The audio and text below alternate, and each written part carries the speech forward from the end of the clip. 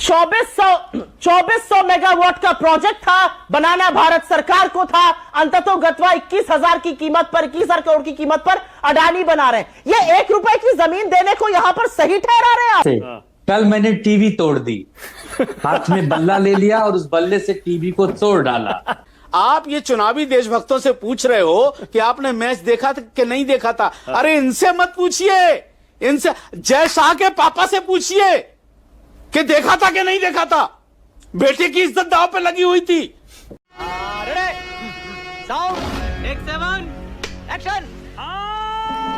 सुप्रिया, लेकिन अभी तो लड़ाई लंबी है, अभी तो ये टेम्परेरी रिलीफ है, ये तो आप भी मानेंगी सुप्रिया? क्यों, क्या हुई?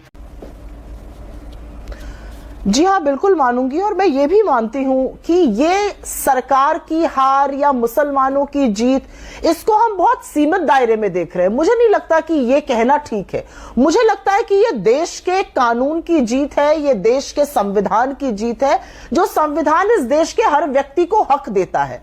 देखिए, अगर आप इसको फौरी तौर पर देखिए तो सुप्रीम कोर्ट ने जो 3 सबसे विवादित प्रावधान थे, क्या प्रावधान विवादित था कि आप नॉन मुस्लिम्स को सीओ बनाने पर तुले थे, उनका इंक्लूजन कर रहे थे, उस पर सुप्रीम कोर्ट ने कड़ी टिप्पणी की है कि सीओ जो है वो मुस्लिम होना चाहिए।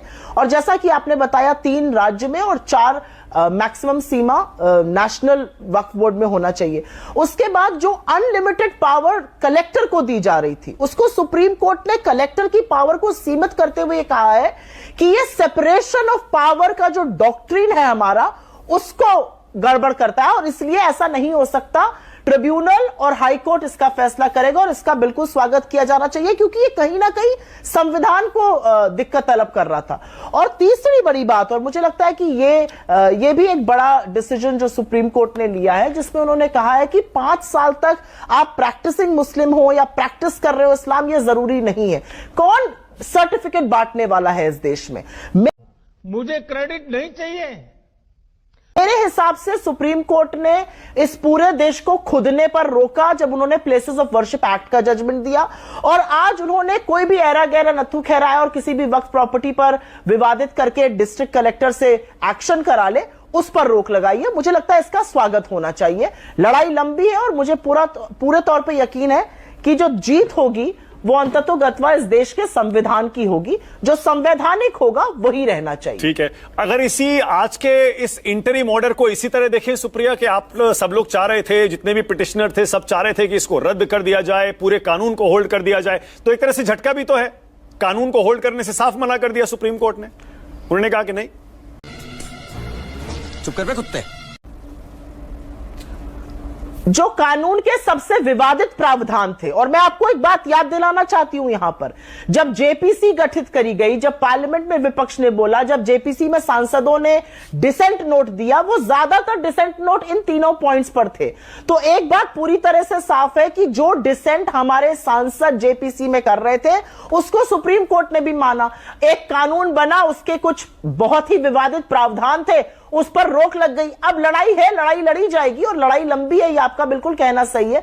मुझे नहीं लगता कि ये किसी तौर पर जीत या हार की बात है, ये देश के संविधान की बात है, ये देश के लोगों के हक और हुकूक की बात है, और उसका कहीं सुप्रीम कोर्ट ने आज एक बड़ा फैसला किया है। ठीक है, अब ये वक्फ हो या एसआईआर हो, मुझे लगता है और मैं मानक जी, हाँ, और मानक जी एक बात और अगर सत्ता पक्ष इसको सेलिब्रेट करना चाहता है, ये कहकर कि सब चंगा सी और हमारा कानून तो बना हुआ है, तो भगवान उनको ये बुद्धि तब देता रहे, क्योंकि आपके कानून के जो सबसे विवादित प्रावधान थे वो स्टे कर दिए गए। अगर आपको लगता है कि आपकी फिर भी जीत है, भगवान आपको ये सुबुद्धि या कुबुद्धि देता रहे। ठीक है।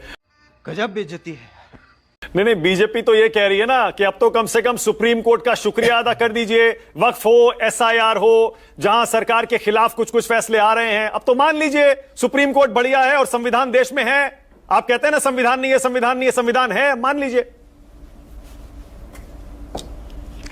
नहीं, हमें कभी विवादित ही नहीं था। इस देश से संविधान हट ही नहीं सकता ना। इस देश के डीएनए में संविधान है। 65 लाख लोगों के नाम हटा दिए इलेक्शन कमीशन ऑफ इंडिया ने।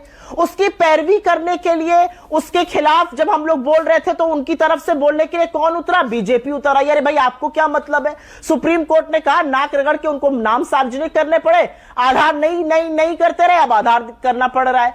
ऐसा ही यहां पर भी हुआ है। सरकार जो है वो धृष्टता करती है, सत्तारूढ़ दल धृष्टता करता है। सत्तारूढ़ दल को लगता है कि वो कुछ भी करके निकल जाएंगे।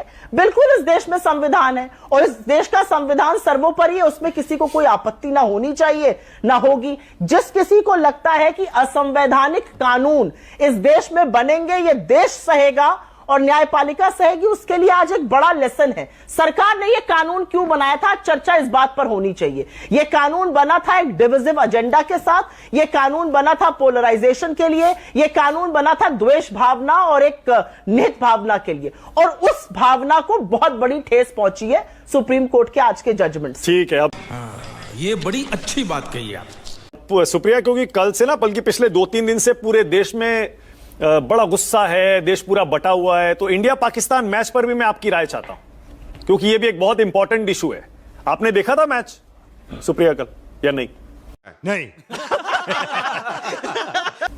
बिल्कुल भी नहीं, बिल्कुल भी नहीं देखा था। और मैं किसी को देखने की, मैं अगर जिसने देखा हो उसने इस देश के साथ गद्दारी की। और मैं आपको बताऊं क्यों। इसमें बीजेपी वर्सेस कांग्रेस, इसमें तेरा वर्सेस मेरा, इसमें सत्ता वर्सेस विपक्ष की बात नहीं है। पाकिस्तान से ट्रेन आतंकी, पाकिस्तान जैसा आतंकी मुल्क जिसके हाथ हमारे शहीदों के खून से सने हुए हैं।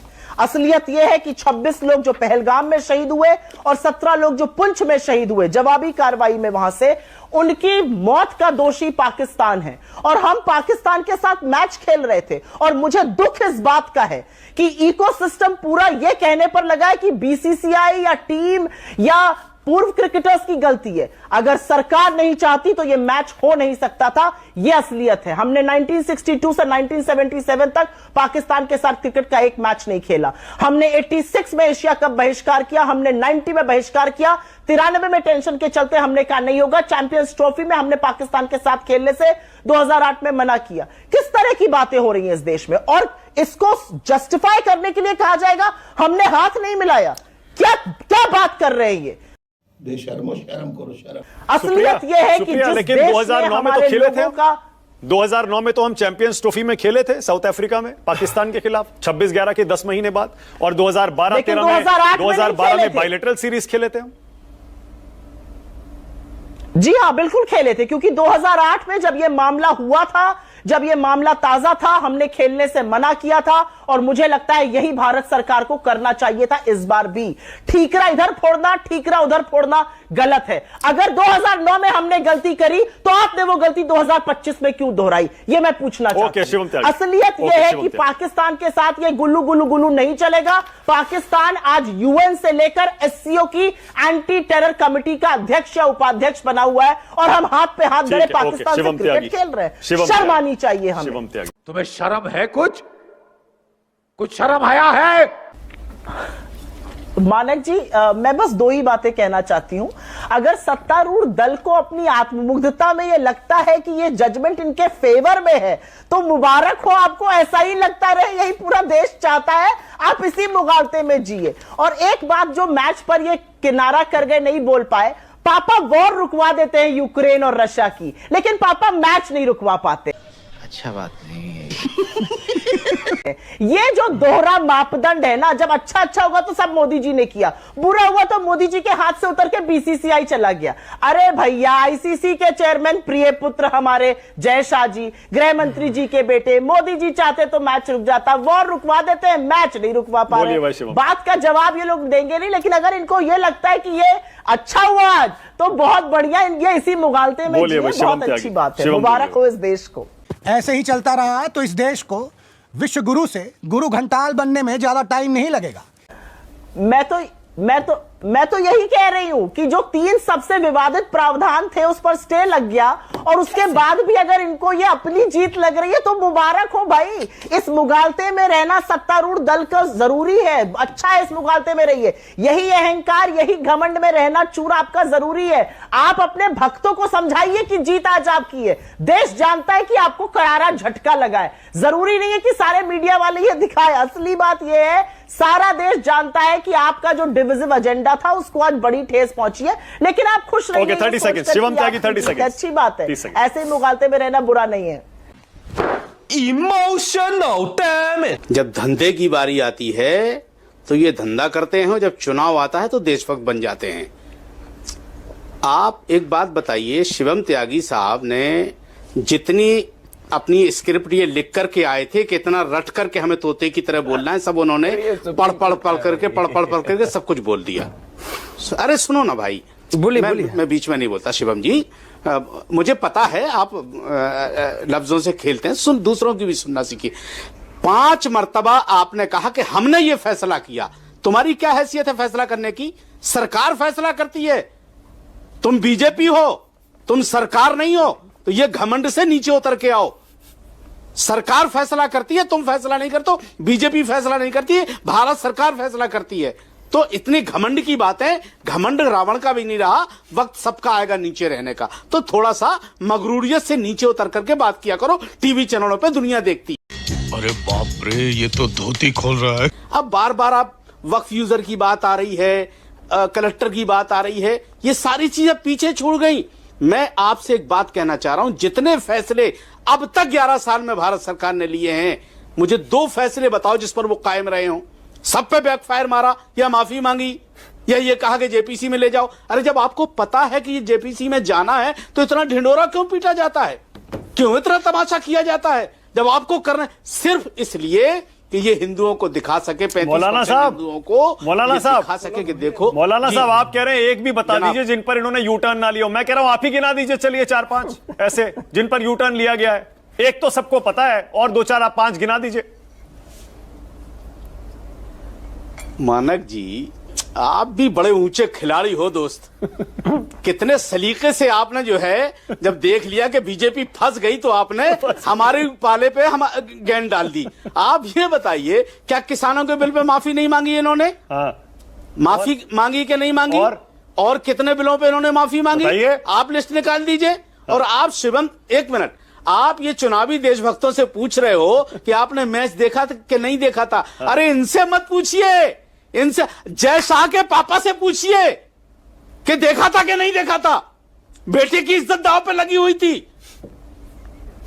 वो देखना चाहिए था कि वो देख रहे थे कि नहीं देख। हमारे आपके देखने से क्या फर्क पड़ेगा? करवाली बेइज्जती।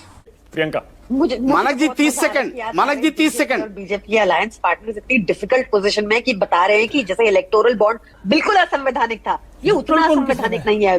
अभी उतना असंवैधानिक नहीं है, थोड़ा सा असंवैधानिक है, थोड़ा सा इन्होंने, मैं बता रही हूँ ना, वो पूरा था, आप कह रहे हो ये पूरा नहीं है। और आप तो मुझसे ज्यादा एक्सपीरियंस वाले वकील हैं, आपको पता है कि सुप्रीम कोर्ट इस स्टेज पे अगर इंटरफियर कर रहा है, it is in the rarest of rare cases, और आपको शर्म आनी चाहिए कि आप इसको डिफेंड करें। शर्म क्या मतलब? My sympathies with you, my sympathies with you. तो आज एक तो बहुत अच्छी बात ये हो गई कि कपड़ों से नहीं पहचान पाएंगे कि 5 साल में मुसलमान कौन था और कौन नहीं था। उसके लिए कह दिया गया है कि आप कोई प्रोविजन बना दीजिए, कोई रेगुलेशन बना दीजिए, then it make sense. Secondly, अब ये जो भाजपा ने, आपको याद है मानक जी पहले बहुत झूठ बताया था कि अरे वक्फ ट्राइब्यूनल से तो आप अपील ही नहीं कर सकते, इनको ऑर्डर फाइनल होता है, वो सारा झूठ था। इन्होंने क्या कोशिश की, इन्होंने कहा कि कलेक्टर को ऑर्डर फाइनल होता है। और इन्होंने ऐसा क्यों कहा? कलेक्टर इनका आदमी। अब सच्चर कमेटी की रिपोर्ट फॉर एग्जांपल वो बताती है कि कैसे भाजपा ने कितनी सारी वक्फ प्रॉपर्टी पर कब्जा किया हुआ है। ये तो लेटेस्ट न्यूज है।